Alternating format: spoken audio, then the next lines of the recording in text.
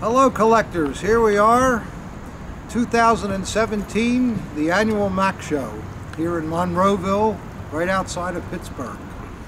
I had a little bit too much to drink last night, so I'm kind of airing out here. This is the outside entrance where the smoking is. And just sitting here at the MAC show, you never know what's going to happen to you. I'm just sitting here and some guy comes along with one of the rarest daggers in the world, a Pac Navy dagger. Just tremendous. Super rare, maybe about the third or fourth one I've ever seen. And it's even got a tag on it. You believe it? So you got to come to the MAC show because that's where these kind of things surface. A lot of friendly people here. They're sold out, 1,200 tables, can you imagine? All full of good stuff. No reproductions, well, sorta, there's none, but everybody will tell you if there is, though. So you don't have to worry about getting stuck. Because you can ask, I don't know, 20 dealers if you want, and they'll all give you their opinion. So it's risk-free. It's a wonderful show, wonderful people. I see people here I know for 40 years, 30 years. They all look a little bit older, but nonetheless, they're still all here. So please try to get here. I know you're not here this year. You probably wouldn't be watching this video, but try to get here next year because it's wonderful. Well, collectors, as we like to do with our videos, especially if we're set up at the show, is just give you a little view at what I'm selling. We have a large array of things, and let's just walk around the tables a little bit and you can see some of the things. Lots of choice navies, postal, railway, some AH flatware. And if you ever thought of buying a diplomatic dagger, we got a couple of unclean beauties here.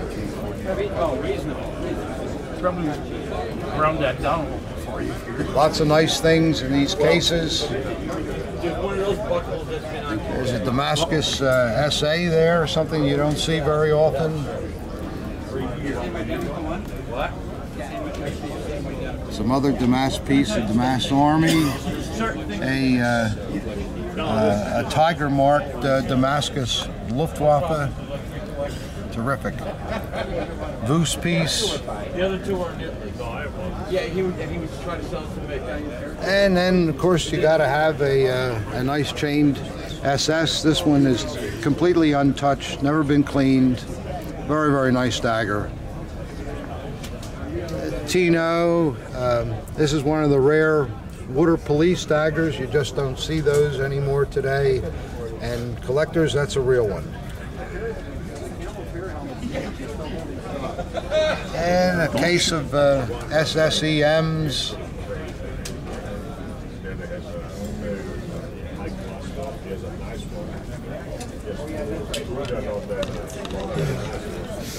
And then we recently picked up a what we call the rat squirrel, a very rare trademark for Eichhorn. You almost never see them. Wonderful dagger in great condition, mint. For SS collectors looking for different types, that's a key piece. And you collectors might recognize Dave Hohas back here. Mr. Hello, Dave, how are you, buddy? I am great. Good, good. Here it is 10 o'clock in the morning and everybody's wide awake.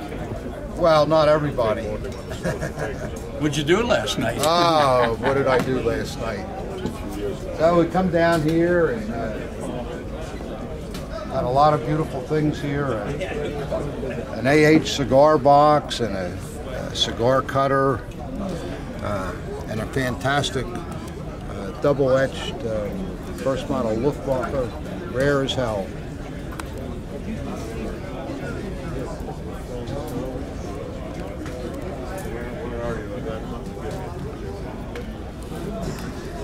Yeah, we got lots of swords also. Many beautiful things. I have that movie for you. Police Shakos. Got a very rare Luftwaffe shooting prize.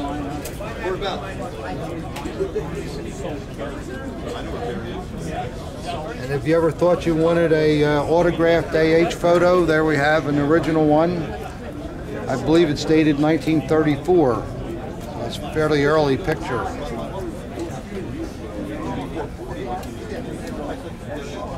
And we've got a number of SS Dagger here.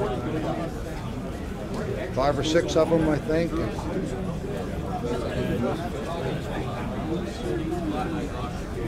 They're getting expensive, but if you're collecting SS, you just got to have one of those. And then we'll go around the other side here.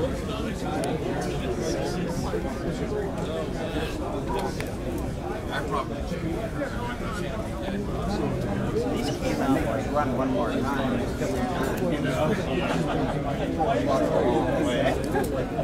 Have you done this before?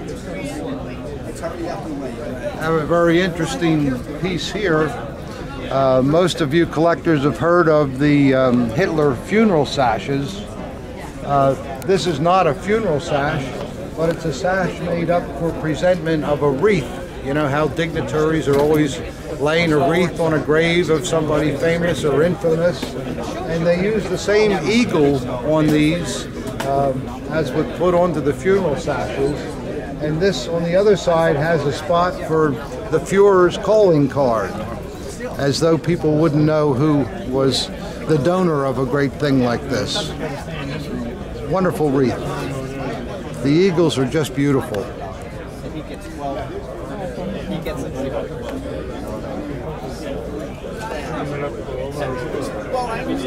Have a walk around here a little bit, and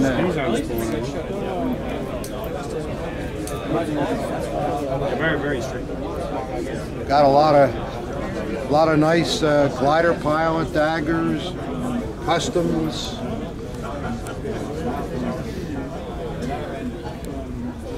Some beautiful RLBs and partial SA rooms.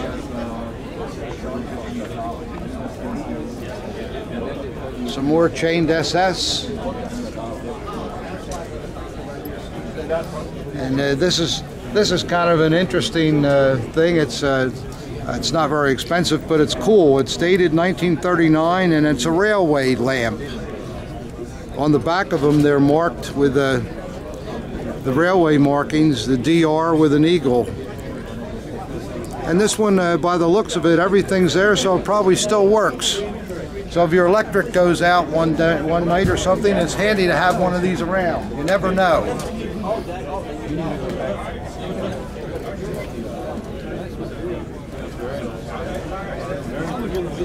And we got more RLBs and chained SS, Tino Hewers.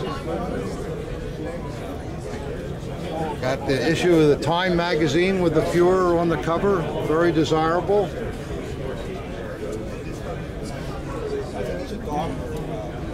Got some nice RADs and some really fine Hitler Youth knives. Youth knives are really a good investment these days. They're very popular, and if you can find them with a nice hilt and a nice blade with the motto or without the motto, it doesn't matter. If the blade is nice, they're wonderful things. You'll never go wrong with them. Prices keep going up.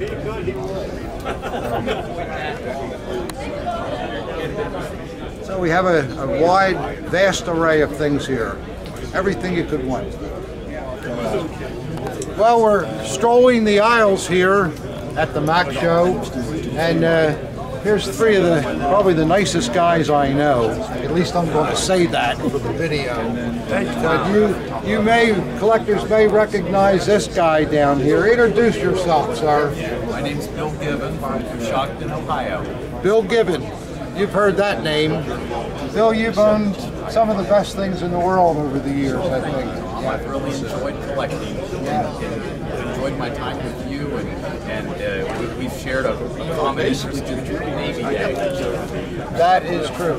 How much fun has that been? I remember that, didn't you buy a Bismarck-related piece one time? I believe I did. I think it's in your Navy book. It is. How about that?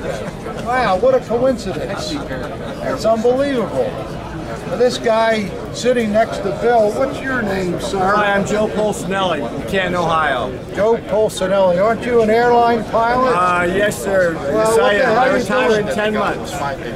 Well, you shouldn't be at the Mac show. You should be flying some dignitaries around. Well, we'll see what happens. We'll see what happens. Wasn't there somebody on your airplane a while ago? You Oh, had yeah, right after the election, I had a Kellyanne Conway. Can you imagine that? I have a picture of Joe hugging her, too. And Tom, what a fantastic woman. She was nice, articulate, was nice enough to stay behind with the crew and have pictures taken with us and answer any questions. Boy, that's wonderful. And the first thing I asked her was, how are your kids? Because she's probably getting all these other questions. And I said, you have 4 kids? So here, take these 4 plastic set of wings. And she just thought that was just wonderful. Yeah, very nice. You still yes, sir. This is your brother Dominic. My brother Dominic, my sidekick, absolutely.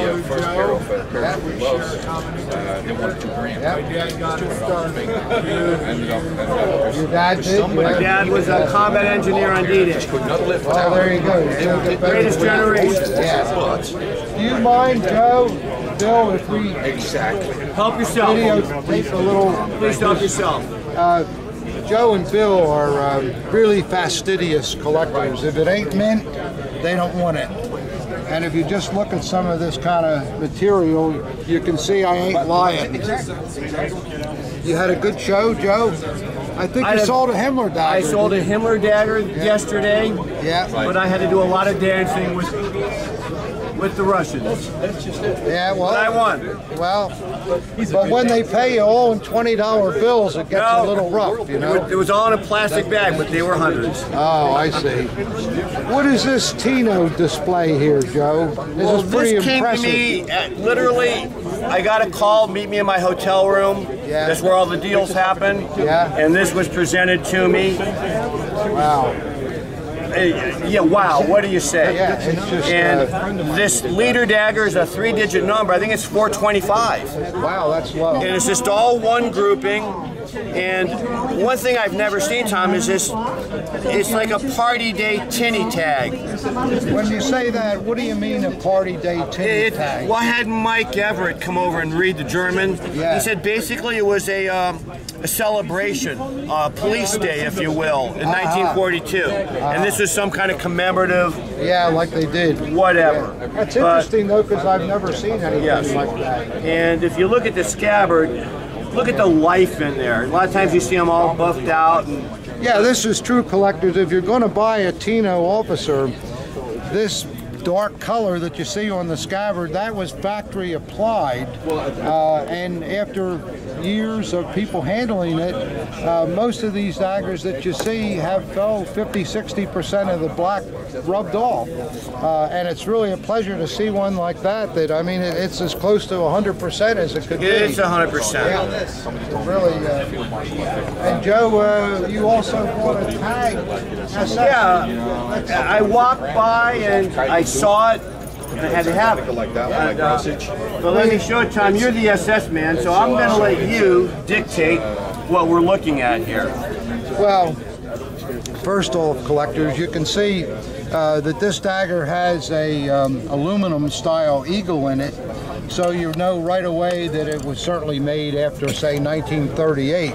This one probably was made 1940, or I would think. What do you think, Joe, about that time? Or well, I'll tell you what, let's be accurate and say 1938, right on. There we go, there we go. And it's very, very rare to find an unissued SS dagger where the tag is still on there. The original rivet is still there. The scabbard paint is fantastic. And this particular piece also has a factory tag on the hanger. So it really talks to you. Yeah. Obviously, if you're going to collect, this is could be the highlight of someone's SS collection. Really rare Tom, stuff. I think it's the only one in the show. It's the only one at the show. I'm sure it is. And actually that's saying something because there's probably thousands of SS daggers at this show. Thousands.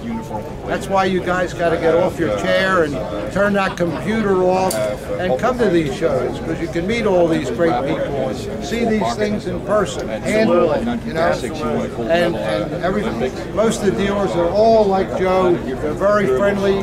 They're happy to share their knowledge, which you know, you can't get that out of a computer either. When somebody talks to you face to face, you get so much more out of it. And you learn so much here too. I mean, it's amazing what you can learn. The amount of knowledge here with all these guys. You know, Tom, 3 years ago I'd be afraid to touch an SS dagger. It's out of my wheelhouse. But now that I've learned, you know, I'm allowed to jump in. Well, okay, we really appreciate you sharing. Thank you very much. Yes, sir. Yes.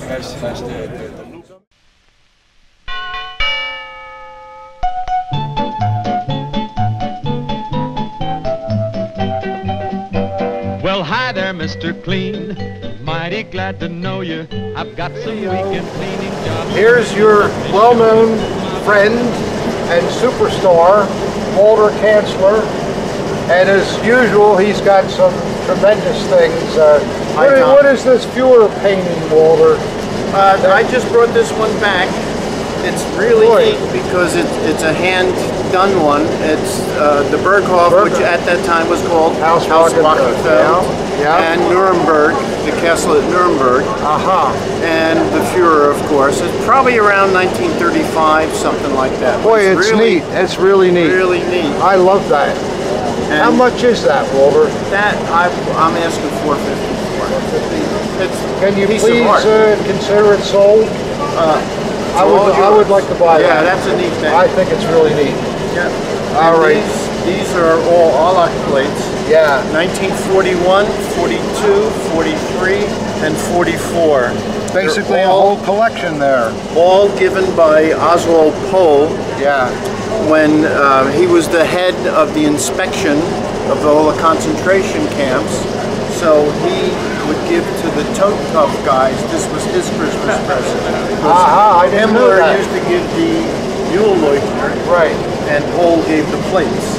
I didn't know that, Walter. I'll bet you collectors didn't know that either. So. And this is one of Ava Brown's home set. In other words, her everyday set of porcelainware. Quite rare. Yes, extremely. This I picked up. You see a lot of the painted plates around. However, some of them are not necessarily very old. This is a real one. Came out of Holland. And it's for a Luftwaffe guy that they had set up already in 1940-41. A Luftwaffe school there, and that's where he went to, and this was commemorating that. So he would buy that to remember his experience there? Exactly. And hanging on the wall at home, or send it home to his mom. We noticed that you have something a lot different than we've ever seen down here. Collectors, this is really wild. These are original. These are original. These are not fakes, these are original. Christmas ornaments from before World War II. In 2005, there was a exposition at the Ulm Museum of Hitler Christmas ornaments. If you go online and put in Hitler Christmas tree decorations World War II, this whole thing comes up with like 10 pages of nothing but this type of stuff. Wow. They had. And the Hitler heads and SS.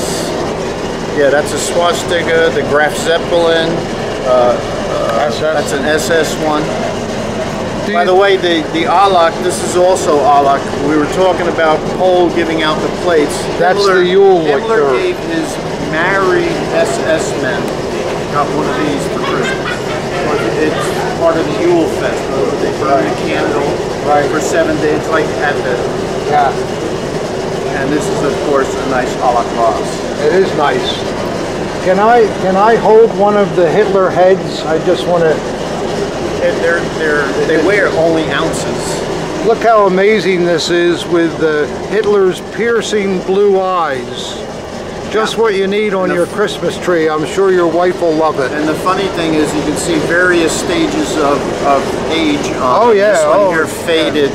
Oh, there's but no again, question they're old, you know. Yeah, yeah, really cool. And these were found in in Czechoslovakia? Czech Republic. There was a factory, an old glass factory, and up under the roof there was a room that had been boarded over, more or less. 7 crates of these were found separated with straw.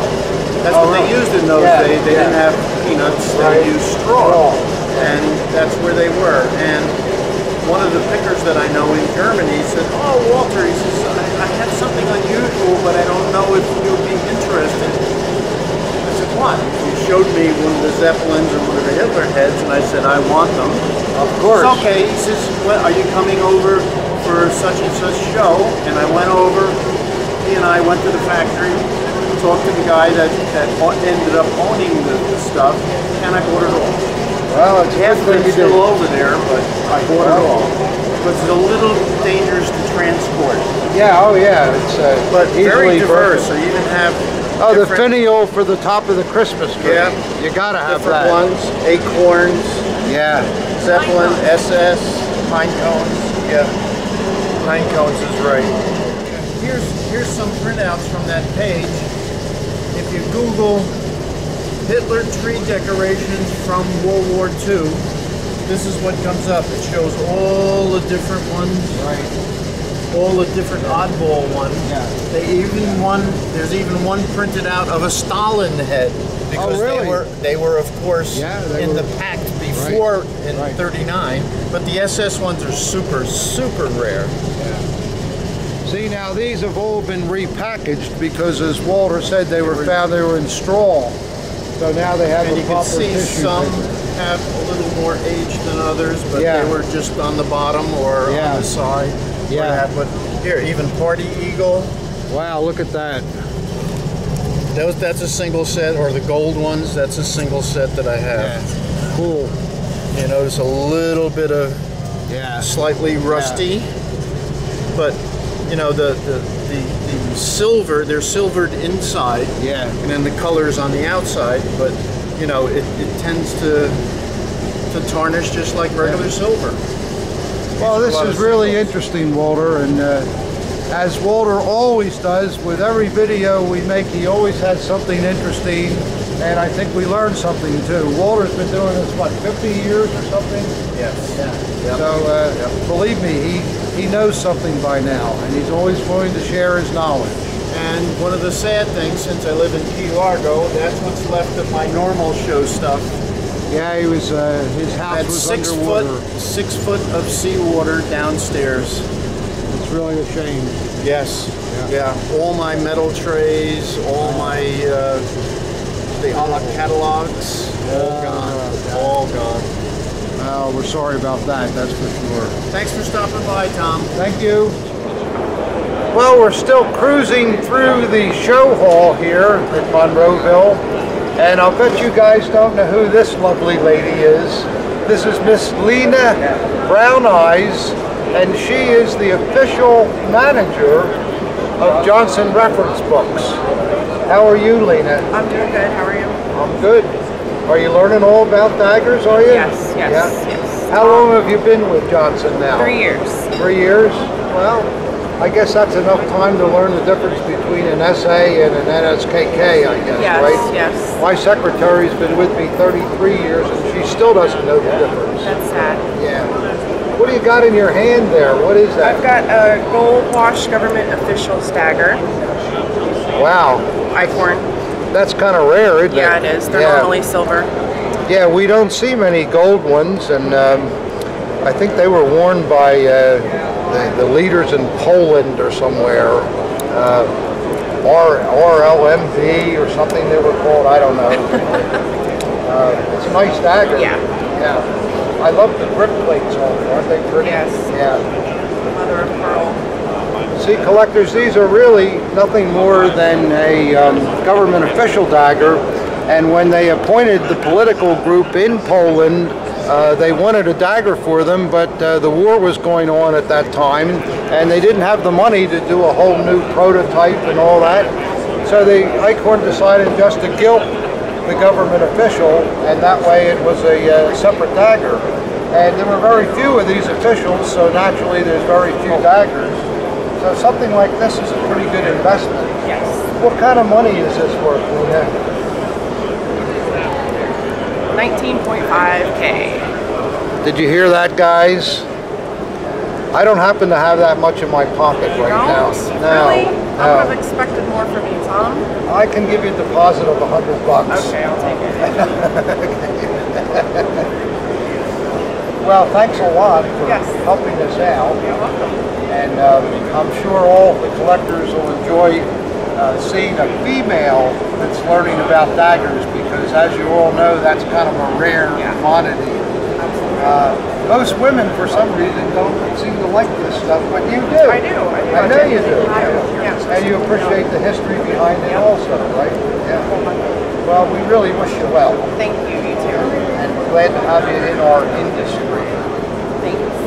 And say hello to TJ. I will. Good to see you. You too. Well, we've come by here to a very interesting table setup. And look at the age of this guy in the back here. Who are you, sir? I'm Michael Johnson from Virginia Beach, Virginia. How old are you? 18, sir. There we go, 18 years old, and not only is he collecting, the man's running his own tables here. How long you been collecting? Well, I've been collecting since I was 10 years old. What was your first piece? The first piece I bought was a Army officer's dress bayonet. A dress bayonet. Well, that was a good start. Yeah, I actually sold it last year. Ah, how can you sell your first piece? Money talks. Money You can see he's a dealer, boy. Money talks. Yeah, you have to talk to the boss. This hunting outfit is kind of interesting. It belonged to an SS general, I understand. There's Army General, Franz Holder. Franz Holder. Oh yeah, he's a famous man. Oh yeah. Yeah. They've got all the paperwork and everything that goes with it. Wow. What's something like that worth, Mike? It really depends on whatever someone's offering you, but we're starting off at 19. That sounds good, yeah. Well, I hope you get it. Well, hopefully. Usually there's a lot of guys with money in their pocket at the max, you know. Oh yeah, a lot of cash has been going around. Yeah. But we're going to video some of the stuff here on your table. You can see Michael has an array of you know, almost everything and anything. He's even got a $20 bill here, and he told me that somebody offered him 15 bucks for it. What do you think? Not so good, huh? If you want to do 21, you can have it. Oh, all right, there we go. Make a buck, right? Yeah, you got some good things here. Oh yeah. How come the Fuhrer's laying on his side? Well, that's part of the new rules this year. All the busts have to be laying on their side. Yeah, nobody likes it, but if we want to preserve the hobby, you know, we got to be careful You got for all the rules. all these politically correct types, you know, today. That happens to be history, not anything offensive, but you'll never convince them of that. Oh yeah. Right? Yeah. Well, did you do any good at the show? Yeah, we've been doing pretty good. It's still the last day of the public, so it always picks up on Saturday. Yeah. Well, last minute purchases and all that. And I think on Saturday afternoon, a lot of dealers start to lower the prices too, don't they? Oh yeah, it's sale day. Sale day. Don't want to take it all home. Well, we wish you a lot of luck. And collectors, it's great to see young people. I know you all know that young people are pretty scarce in this hobby. Everybody's old like me all the time, and a lot of gray heads, people with no hair, and then you see a guy like this, it makes you feel like that, there's a good future. Oh yeah. Thank you very much. Thank you, sir. And good luck to you. Good luck to you too. Thank you. Well, we're still drifting through the show hall here, and we've run into Dante Gambino. And I knew his father for many years, one of the nicest men that I ever met. And I understand that you have a cutlass that Dante or Chip bought years ago. And, absolutely. We got one of my dad's shooting cutlasses from his personal collection here for sale. Could we take a look at that? Absolutely. Now, Chip Gambino only collected it if it was mint. And for you guys that know about shooting cutlasses, did you ever see one where the grip was not cracked? Is that the case here, Hard Dante? to come by, you can see. Look at that, a perfect Nothing grip. wrong with it. It's got a nice weight to it, beautiful blade. Who made that one, Alcozo? This is an E-Pack. E-Pack, oh, no wonder it's not cracked. They were Best great, quality. great producer, better quality. Yep. Boy, that is a beauty, wow. That's probably the most expensive shooting cutlass I've ever seen. I don't know what you're asking for it, but it's worth it. It's worth it, absolutely. Yeah. A lot of people looking at it. It's a great piece. If you're looking for something you can't upgrade, this is it. That is something. What else you got that's interesting, Dante? Well, we got a funeral sash in there. We've got some AH silverware as well. It's hard to come by. Oh, I see that, yeah. Tom, you know a lot about the silverware as well? I certainly do. Well, you look like you've got some pretty good numbers there, not bad. Trying to be competitive, of course. Yeah. I don't want to sit on it forever. Well, you know, you collectors, a lot of guys don't want to collect silverware, but what is very nice if you can add a little spoon to your collection just as a side thing, and then you can always say, well, I got an AH piece of flatware. Absolutely. And if nothing else, you can always eat your Captain Crunch with it in the morning or something, right? That's the truth. That's a nice kepi there. Oh, it's a beauty. This is another what is near that, mint example. NSFK or something? You got it, NSFK. Wow. Fantastic condition. Was that your dad's too? No, this one we picked up actually at the show of shows this past February. That's the best one I've ever seen. Yeah, you can look at the inside, gorgeous. Wow. Yep. That Really guy wore stunning that piece. twice, that's about If it. that, right? Yeah. Really, really pretty. Well, I must say you have wonderful taste. Thank you, sir.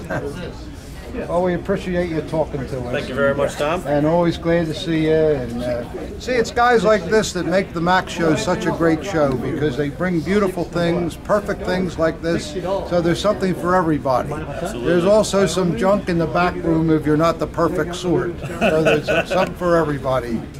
Thank you again. Thank you. Well, here we are. We've come outside of the convention center, and we've run into a legendary person in our hobby. One of the people that I think may have done the most amount for the hobby over the years, with a book that came out in 1980. And what was that called, Mr. Stevens? Reproduction Recognition. This is the legendary Frederick Stevens. How did you, Fred, come about to write that book, the idea of it, and also how could you have known that much about daggers in 1980? Because none of us knew anything about daggers then. Tell me how all that came about. Okay, well it really started on a place called the Portobello Road in London. Yes, sir. Okay, famous antique market. And there was a notable dealer whose name many people will have forgotten, but you'll know him, Tony L. Oliver. And on his I store... remember Tony. Wasn't he the guy with the Alec porcelain? And Alec porcelain. He also had a large collection of military vehicles. Yes. He was quite something. Yeah. And he had a booth on the Portobello Road.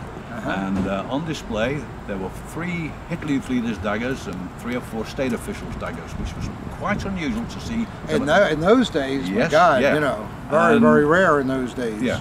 And a man who was helping him, quite a famous individual called Brian Lee Davis. I knew Brian Davis. Famous for his book on the Army. Yeah. I was looking at these daggers and I was... He's dead now though, isn't he? He has passed away in the past 3 or 4 years. Yeah. Yes, and he showed me these daggers and he told me these are copies. And I was astounded. Because you thought they were real? Initial sight of them, yeah. I didn't see anything wrong with them. Yeah. And that triggered the thought, oh, this needs to be looked into. This needs to be understood. Yeah. So having determined what the giveaway features were, I started looking for them. And of course, copies or altered daggers have been around since the beginning. I mean, many vets came back with pieces which they didn't realise were made up for the vets. Mismatched parts. That's right. Things put together to look spectacular. Yeah. And that's what triggered it. And well, there must have been a lot of vets that were stationed in Germany after the war, and here comes all these daggers with swastikas on them. Why wouldn't they be saleable? Well, I mean, they needed the money for their own economy. Yeah. I mean, a lot of business was done by trade, trading for things you couldn't get easily on the regular economy. Cigarettes, medications of any type. Yeah. I mean, everything was in short supply. So here you are, you're looking at potentially, you're thinking of thousands of dollars in value of daggers, and then you find out they're copies. Then I found out they were copies, and yeah, it was an eye-opener, and it stimulated the desire to seek further. Well, how were you able to do that much research, where you literally covered almost every standard or official dagger that was? And I mean, I'm not saying, and you know yourself, your book isn't perfect. No book is perfect. It's an introduction. Considering the vintage, though, it just is incredible to me that you were able to do that. Well, it was a lucky break because I was there at the beginning, and you know, and made a note of it. And one thing I always did, I made copious notes of things I found and photographed them where possible. So immediately an archive started to form. And you still do that too? Still do that, yes. Yeah. That's a habit of mine. You know, you can have a dagger that you may have never seen before or whatever, and show it to Fred, and because he knows the way it was supposed to be, he usually can pick something on it that's... one time I had an SA dagger, and it was presented to some SA general, and the date on it was 1933. And I showed it to Fred, and he said, well, this couldn't be because there weren't any SA daggers out yet in 1933. So, you know, things like that, who even thinks of things like that? But so... Well, actually, you know, I remember the piece you're talking about, and there's something interesting occurred. Although the daggers weren't officially adopted until December 33, there were some in circulation from as early as the summer of 33. But is that the so-called Christmas dagger? The ones known as the Christmas daggers, they're so-called because once the daggers were adopted, they were all the high leaders were given a dagger by Rome. That's what I understood too. That also happened.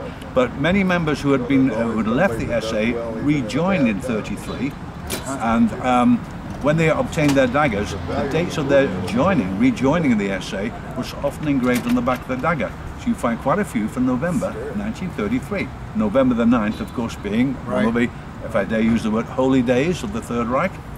And yes, so it was intriguing to see something which I hadn't anticipated, but I know it's real. I mean, just because it's different does not make it real. Now that's a great point. Yes. Don't you think that so many collectors, because they really don't have a lot of knowledge, and they see something that's different, it scares the hell out of them, and they're afraid to buy it? Of course. People want a definitive answer and can't always give it. They think it can be expressed very straightforward as a list, and it's not. There's still things we're discovering. We're still learning. Every day I learn something else. Me too. And here we've been at it, well, I guess since the 60s is when it started to begin, I guess, in the hobby. I don't know. Well, I mean, I started in 65, but I didn't know anybody else collected until 75. So, well, we had the R&L book, which was one of the first. Oh yeah, remember that one? The ZM book, which were, although they're primitive, if I can use that expression, they were serious attempts to put German daggers on the map to be understood. And it's all grown from then, and there's been some excellent researchers who produced information which would have been lost if they hadn't done it. This is true. Yeah, I mean, even Mr. Atwood, for all the things they say about him, he produced fresh information, he got it from source, and he's part of the foundation stones of our Say hobby. what you want about Atwood, he truly was the father of our hobby. I mean, he really was. He took it to a new professional level. Yeah. Here he finds all these things in Zolligan, some finished, some unfinished, barrels of parts, and comes up with the idea, wow, I think I can do a book about these things and create a hobby, and he actually did that. And what people don't realize too, when I remember Atwood, I knew him well, and the things that he sold in those days, he told you what they were. He never sold anything as a reproduction or put together, but then of course after they transferred hands, this is when the trouble started. Yes, by the process of osmosis they become real. Osmosis, that's the word. Yes. Well, you know what they say in the hobby too, if it's around long enough stuff, it must be real. So Yes, that's the thought. Yeah. Well, how do you like coming to a show like the Max or the SOS and running into thousands of people? And oh, it's stimulating because, you know, we have a new world now, don't we? We have the internet, and Yes. a lot more people Yes. whom we might never have encountered become familiar to us. Yeah, this is true. We're exchanging messages all the time, and it's And it's nice to see all those old guys you know for 40 years too. Yes. And, you know, well, renew acquaintances. Talking of whom, over 30 odd years for you and I. Mm-hmm. That is true. That is true. Yeah. So it's good fun. Yes. Yeah, it's some things that bother me since you bring up the internet.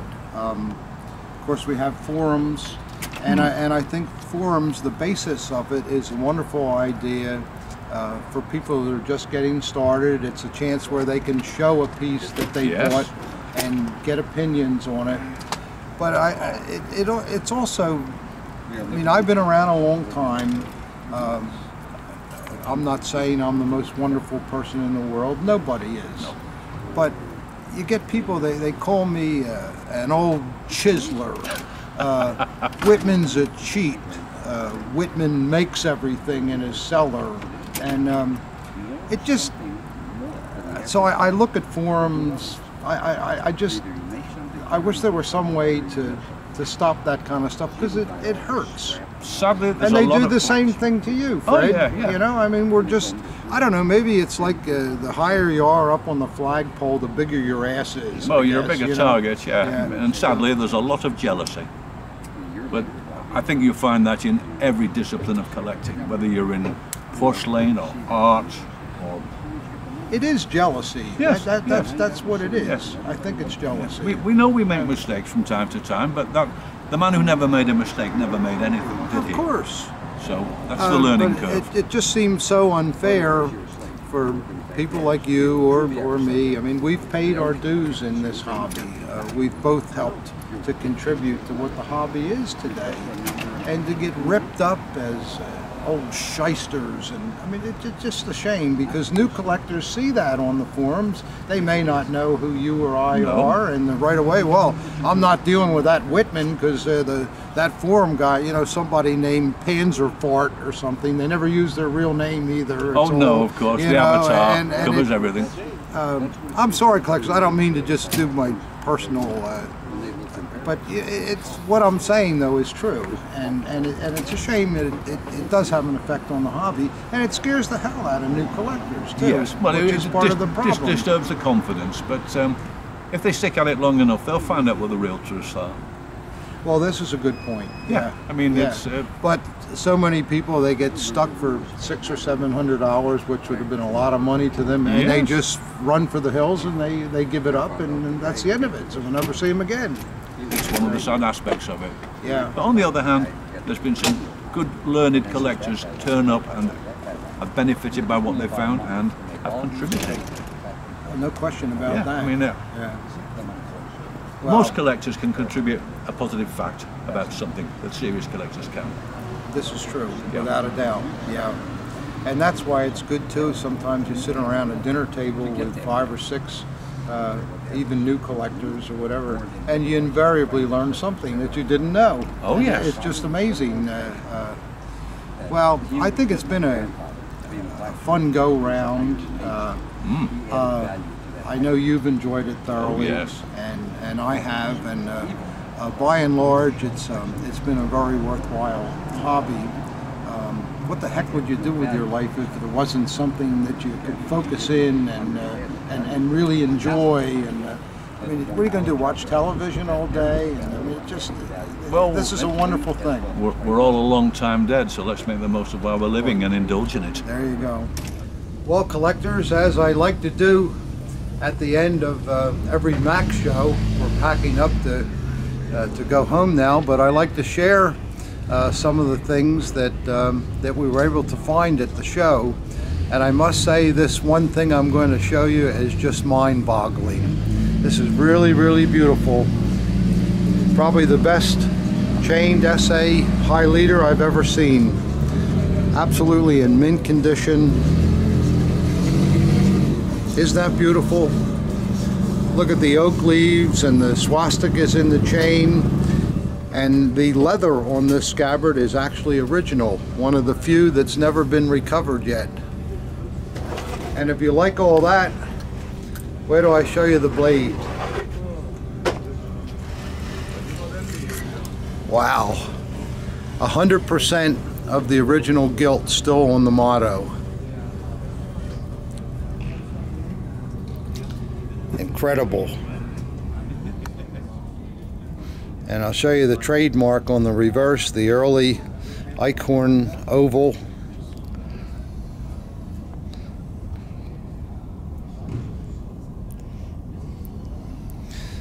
This is about as good as it gets, collectors. Everybody needs to have one of these in their collection if they're serious, so dream on. Thank you very much. We'll see you the next time.